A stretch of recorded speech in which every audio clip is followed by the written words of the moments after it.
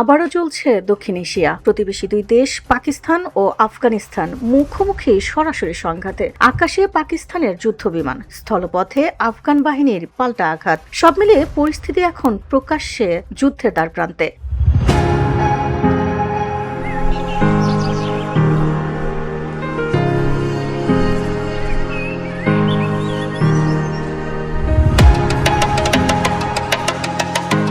26 ফেব্রুয়ারি মধ্যরাত থেকে আফগানিস্তানের প্রধান শহরগুলোতে বিমান হামলা চালায় পাকিস্তান। টার্গেট করা হয় তালেবানদের সামরিক পোস্ট, সদর দপ্তর এবং গোলা বারুদের গুদাম। এই অভিযানকে সরাসরি যুদ্ধ হিসেবে ঘোষণা করেছেন পাকিস্তানের প্রতিরক্ষা মন্ত্রী খাজা মোহাম্মদ আসিফ। তার স্পষ্ট বার্তা, ধৈর্যের সীমা এখন শেষ। এখন আফগানিস্তানের সঙ্গে আমাদের প্রকাশ্য যুদ্ধ। উভয় পক্ষই দাবি করছে এই লড়াইয়ে তাদের ব্যাপক ক্ষয়ক্ষতি হয়েছে, কিন্তু প্রশ্ন একটাই, হঠাৎ কেন এই বিস্ফোরণ? দীর্ঘদিনের সম্পর্ক কিভাবে শত্রুতায় রূপ নিল? 2021 সালে তালেবান কাবুলের ক্ষমতায় ফিরলে পাকিস্তান তাদের স্বাগত জানিয়েছিল। তৎকালীন প্রধানমন্ত্রী ইমরান খান বলেছিলেন আফগানিস্তানরা দাসত্বের শৃঙ্খল ভেঙেছে, কিন্তু সেই উচ্ছ্বাস বেশি দিন টেকেনি। বর্তমান সংকটের পেছনে মূলত তিনটি কারণ। প্রথমত, পাকিস্তানের অভিযোগ তেহরিক-ই-তালেবান পাকিস্তান টিটিটির শীর্ষ নেতারা আফগানিস্তানে আশ্রয় নিয়ে সেখান থেকেই পাকিস্তানে হামলা চালাচ্ছে। দ্বিতীয়ত, বেলুচিস্তানের স্বাধীনতাকামী সশস্ত্র গোষ্ঠীগুলো আফগান মাটি ব্যবহার করছে বলেও দাবি ইসলামাবাদের। তৃতীয়ত, কাবুল উল্টো অভিযোগ তুলেছে পাকিস্তান তাদের শত্রু সংগঠন ইসলামিক স্টেট যোদ্ধাদের আশ্রয় দিচ্ছে।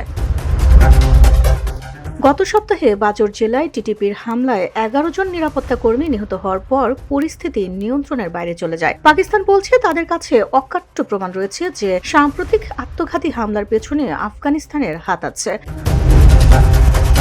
কিন্তু টিটিপি আসলে কারা? 2007 সালে পাকিস্তানের উত্তর পশ্চিমাঞ্চলের কয়েকটি জঙ্গি সংগঠন মিলে গড়ে ওঠে তেহরিক-ই-তালেবান পাকিস্তান। তারা মসজিদ, বাজার, সামরিক ঘাঁটি সহ বিভিন্ন স্থানে একের পর এক রক্তক্ষয়ী হামলা চালিয়েছে। 2012 সালে নোবেলজয়ী মালালা ইউসুফজাইয়ের ওপরও হামলা চালিয়েছিল তারাই। একসময় আফগান তালেবানদের সঙ্গে কাঁধে কাঁধ মিলিয়ে মার্কিন বাহিনীর বিরুদ্ধে লড়লেও এখন তারা পাকিস্তান রাষ্ট্রের বিরুদ্ধেই যুদ্ধ ঘোষণা করেছে।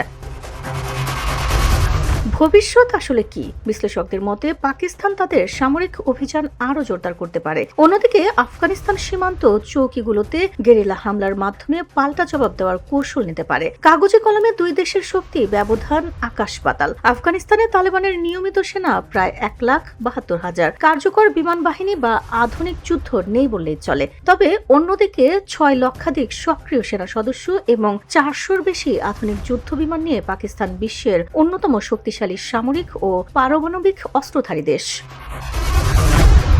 প্রশ্ন এখন একটাই, এই সংঘাত কি সীমান্তেই থামবে, নাকি দক্ষিণ এশিয়াকে ঠেলে দেবে আরো বড় অস্থিরতার দিকে? বিশ্বজুড়ে নজর এখন কাবুল ও ইসলামাবাদের আকাশে।